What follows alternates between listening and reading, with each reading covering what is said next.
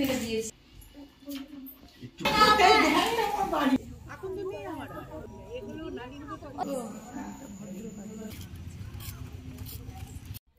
রাধে রাধে আমার প্রিয় পরিবার, আজকে তোমাদেরকে এমন একটা মানুষের কথা বলবো যে মানুষটার কথা জানতে পারলে তোমাদের প্রত্যেকেরই ভালো লাগবে। যে দিদিভাইকে তোমরা দেখতে পেলে সেই দিদির নাম অর্চনা ঘোষ। তার বাড়ি হচ্ছে মালদা জেলায়। মালদা জেলার মানুষের সঙ্গে আমার কিভাবে পরিচয়? আসলে লেখালেখির সূত্রে বহুদিন যাবৎ দিদির সঙ্গে আমার একটা বন্ডিং তৈরি হয়ে গেছে। আমি লিখতাম আর দিদি আবৃত্তি করত। এভাবেই আমাদের সোশ্যাল মিডিয়া থেকে পরিচয়। এত বাজারহাট দেখে তোমরা নিশ্চয়ই ভাবছো যে এগুলো আবার কি। আসলে আজকে যে দিদি আমার বাড়ি আসবে সেটা আমাকে গুণাক্ষরেও বলেনি, এবং দিদি এমনভাবে একটা পরিবেশ তৈরি করলেন যেন আমি নিজেই হতভম্ব হয়ে গেলাম। মনে হচ্ছিল তারা আমার বাড়িতে অতিথি আসেনি, আমি তাদের বাড়ি অতিথি হয়ে গেছি। এই যে তোমরা দেখতে পাচ্ছ দিদি নিজে হাতে সমস্ত কিছু রান্না করছিল কালকে। আমার এতটাই ভালো লাগছিল যে নিজে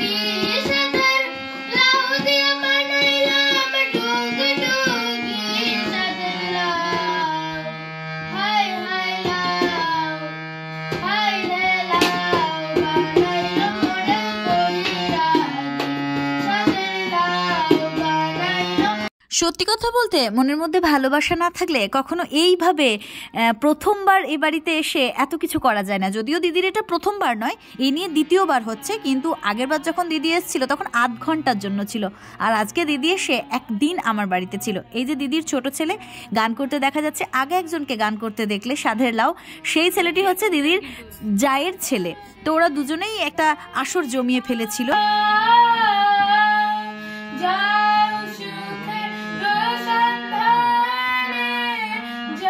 তারপরে এই যে দেখতে পাচ্ছ আমার জন্য আরও সারপ্রাইজিং একটা মোমেন্ট, সেটা হচ্ছে স্বয়ং গোপাল ঠাকুর নিজে নিজে আমার বাড়িতে এলেন। ভাবছো তো নিজে নিজে আবার ঠাকুর কি করে আসবে? আসলে আমি জানতামও না যে রাধা মাধব আমার কাছে আসবার জন্য ছটফট করছিলেন। বহুদিনের ইচ্ছা ছিল যে বাড়িতে একটা রাধা মাধব থাকবে আমারও, কিন্তু সেই ইচ্ছেটাকে কখনোই বাস্তবায়ন আমি করতে পারিনি, কাউকে জানাইও নি সে কথা। জানি না দিদি কেন হঠাৎ আমার সে মনের কথাটা বুঝতে পেরে রাধা মাধবকে নিয়ে এসেছেন এবং নিজে হাতে আমার বাড়িতে সাজিয়ে দিয়ে গেলেন। এবার থেকে আমার বাড়িতেও রাধা মাধবের পুজো হবে। সত্যি কথা বলতে কি, ঠাকুরকে কখনো আনা যায় না যদি উনি নিজে না চান। তো আমি একটাই কথা আজকে মানলাম যে ঈশ্বর স্বয়ং আমার কাছে আসতে চেয়েছেন বলেই দিদির হাত ধরে আমার কাছে এসেছেন। না হলে দিদি যে আজকে রাধা মাধব নিয়ে আসবেন তা বিন্দুমাত্র কোনো খবর আমি জানতাম না। আমিও যে তার সেবা করার সৌভাগ্যবতী হতে পারবো এটাও কোনো দিন আশা করিনি। আমার সীমিত আশার মধ্যে ঈশ্বরের ছবি এবং ছোট ছোট বিগ্রহতেই আমি এতদিন সেবা করে এসেছি, আর আজকে যে উজ্জ্বল বিগ্রহ তোমরা দেখতে পাচ্ছ এটা আমার কাছে সত্যি সোনার খনির মতন পবিত্র। তারপরে দেখতে পাচ্ছ আমরা সকলে মিলে সেজে গুজে কোথাও একটা বেরিয়ে যাচ্ছি। কোথায় যাচ্ছি সেটাও তোমাদের সকলকে জানাবো। ভিডিওটা কিন্তু কেউ স্কিপ করো না, কারণ এই ভিডিওতে আরও অনেক তথ্য রয়েছে যেগুলো জানলে তোমাদেরও খুব ভালো লাগবে। দিদি যেহেতু মালদা জেলার মানুষ আর আমি হচ্ছে বীরভূম জেলার দূরত্বটা অনেকখানি, কিন্তু মনের টান অনেকটা। বৈদিকের মুখে ভাতের সময় দিদির আসার কথা ছিল, কিন্তু শরীর অসুস্থতার জন্য দিদি আসতে পারেনি। তাই সমস্ত চাওয়া পাওয়া যেন এবারেই পূর্ণ হয়ে গেল। আসলে এই মেয়েটি হচ্ছে জমিদার বংশের বড় বউ, আর পিছনে আছেন দিদির ছোট যা। দুজনে মিলে তাদের বাচ্চা কাচ্চা নিয়ে আমার বাড়িতে এসে একদিন মাত্র ছিল। তাই ভাবলাম বীরভূম জেলায় যে সতীপীঠগুলো রয়েছে তার মধ্যে যদি একটা দুটো দেখানো যায়। প্রথমে আমরা ভেবেছিলাম যে 4-5টা সতীপীঠ রয়েছে সবগুলোই আমরা যাওয়ার চেষ্টা করব। যেহেতু সন্ধে হয়ে গেছিল তাই আর সম্ভব হয়নি। বীরভূমের যে কয়েকটি সতীপীঠ আছে তার মধ্যে বিশেষ উল্লেখযোগ্য হচ্ছে ফুল্লরা, কঙ্কালী, অট্টহাস, নলাটেশ্বরী এসব। তো আমরা প্রথমেই টার্গেট নিলাম যে আমার বাড়ি থেকে সব থেকে কাছে সতীপীঠ হচ্ছে ফুল্লরা। তো প্রথমে আমরা সেখানেই যাব। এই যে ফুল্লরার মাঠটা তোমরা দেখতে পাচ্ছ, সকলেই হয়তো অনেকবার পরিদর্শন করে গেছো এখানে, যারা আসনি তারা অবশ্যই আসবে। জায়গাটা এতটাই সুন্দর আর মনোরম যে দেখলেই চোখ জুড়িয়ে যায়। আমার বাড়ি থেকে মাত্র 10 কিলোমিটারের রাস্তা। তো দিদিকে বললাম, দিদি তুমি তো কখনো এইদিকে আসনি, তো চলো একটু মাকে দর্শন করা যাক। তো এই ফুল্লরা মন্দিরে মায়ের উপরের ওষ্ঠ অর্থাৎ ঠোঁটের ওপরের অংশটা এই মন্দিরে পড়েছিল। এই যে টেরাকোটার কাজ দেখতে পাচ্ছ মন্দিরের গায়ে, আর সারাক্ষণ এইখানে পুজো আরতি এসব হয়েই থাকে। আর এই যে মাকে এখন চাদর চড়ানো হয়েছে, যেহেতু শীতকাল, উপরে যে ছাতার মতন দেখা যাচ্ছে ওইটা কিন্তু রূপোর। সেদিন মন্দিরে আমরা ছাড়াও আরও অনেক জায়গার মানুষ পরিদর্শন করবার জন্য গিয়েছিলেন এবং আমাদেরকে অনেককে জিজ্ঞেস করছিলেন যে এখানে কি পড়েছে মায়ের, মানে সতীকে, যেহেতু মহাসতীকে 51 খণ্ড করে ভারতবর্ষের বিভিন্ন প্রান্তে ছড়িয়ে দেওয়া হয়েছিল, সেই জন্যই এক একটি পীঠকে সতীপীঠ বলা হয়। এবং আজকের দিনে আমাদের সকলের সেরা প্রাপ্তি এটাই ছিল যে আমরা সকলে মিলে একসাথে ঘুরতে বেরিয়েছিলাম এবং বেশ আনন্দ উপভোগ করছিলাম সময়টা। রাস্তায় ঘুরতে ঘুরতে প্রায় সন্ধে হয়ে এসেছিল, তাই বাড়ি ফেরার একটা তাড়াও ছিল, বাড়িতে বাচ্চাদেরকে খাওয়াতে হবে সেই জন্য। আর এই যে ফুল্লরা মায়ের যে ঘাটটি রয়েছে, সেই ঘাটটিকে এখন বেশ পরিষ্কার পরিচ্ছন্নভাবে শান বাঁধানো ঘাটে রূপান্তরিত করা হয়েছে। দৃশ্যটা এতটাই মনোরম, তোমরা যারা এই ফুল্লরার আশেপাশে থাকো কিংবা পশ্চিমবঙ্গের বাইরে বা পশ্চিমবঙ্গের ভিতরে বিভিন্ন জেলায় থাকো, তারা অবশ্যই কিন্তু সতীপীঠ হিসেবে ফুল্লরা পরিদর্শন করতে আসবে।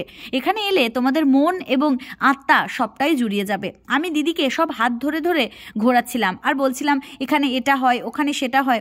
আমি যখন মালদায় যাব তখন দিদি আমাকে তার জেলার সমস্ত জিনিস কিছু ঘুরে দেখাবেন। আর যে দিদি যেহেতু আমার জেলায় এসছেন, তাই আমি দিদিকে দেখাচ্ছিলাম। এই যে লাইনটা দেখতে পাচ্ছ, এই লাইনটা হচ্ছে অসহায় দরিদ্র মানুষদেরকে কম্বল বা সোয়েটার বিতরণের লাইন। কলকাতা থেকে কোনো এক ভদ্রলোক এসেছিলেন, যিনি লাইন দাঁড়ানো মানুষগুলোকে সোয়েটার দিচ্ছিলেন। তো অর্চনাদের ছোট ছেলে কি করেছে, সবার সঙ্গে লাইনে দাঁড়িয়ে পড়েছিল। ওই যে পিছনে দেখলে ও গিয়ে দাঁড়িয়ে পড়লো, তারপর ওকেও কিন্তু যিনি ভদ্রলোক দিচ্ছিলেন সবাইকে, ওকেও কিন্তু একজন অসহায় মানুষ ভেবেই দিয়ে দিয়েছে। যে ছেলে প্রত্যেক দিন মায়ের সঙ্গে গিয়ে মানুষকে জিনিসপত্র বিতরণ করে, সে আজকে নিজের হাতে জিনিস দিল। এটা যখন দাতা ব্যক্তি জানতে পারলেন, বেশ হাসলেন আর অনেক কিছু বলছিলেন আমাদেরকে। যাই হোক, এই ঘটনাটা আমাদের সকলের মন ছুঁয়ে গেছিল, তাই আমরা এটাকে ভিডিও শ্যুট করে রেখেছি। যদিও অর্চনাদির ছেলে পরে আবার সেই জিনিসটা এই যে বৃদ্ধার হাতে তুলে দিয়েছিল এবং প্রণাম জানিয়েছিল। খুব ভালো লেগেছিল এই বিষয়টা এবং পারিবারিক শিক্ষাটা চোখে পড়েছিল।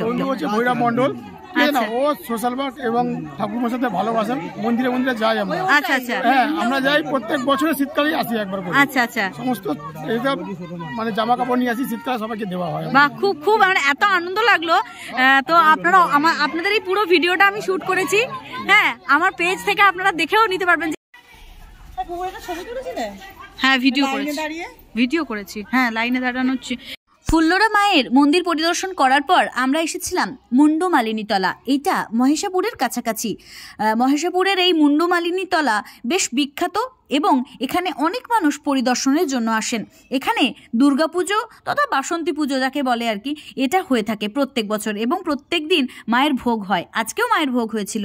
যেহেতু আমরা যেতে অনেক সন্ধে করে ফেলেছিলাম, তাই আমরা আর ভোগের প্রসাদ হয়তো পাইনি, কিন্তু আমরা পরিদর্শন করে এসেছি এবং দিদিকে দেখিয়েছি। এই জায়গাটার সঙ্গে আমাদের অনেক স্মৃতি রয়েছে। মন্দিরে মা রয়েছেন, 3টে বিগ্রহ রয়েছে সেখানে, প্রত্যেক দিনের নিত্য সেবা হয়ে থাকে। তো দিদিদের এটা যে খুব ভালো লেগেছে সেটা দিদি নিজেও বলছিল। তারপরে আমরা এসেছিলাম ভদ্রকালীতলা। এটি কীর্ণাহার শহরেই অবস্থিত। আমার বাড়ি থেকে খুব বেশি 2 থেকে 3 কিলোমিটার। এই যে গাছটিকে তোমরা দেখতে পাচ্ছ, এই গাছটি হচ্ছে একটি অশ্বত্থ নিম গাছ এবং এই গাছটিকে কেন্দ্র করেই মা এখানেই অধিষ্ঠিত রয়েছেন বহু বছর ধরে। 200-300 বছর ধরে মায়ের এখানেই এইভাবেই পুজো হতো। এই ইদানিং ওই গাছটিকে অক্ষত অবস্থায় রেখেই মন্দির কর্তৃপক্ষ সুন্দরভাবে মন্দির তৈরি করে দিয়েছে, গাছের কোনো ক্ষয়ক্ষতি না করে।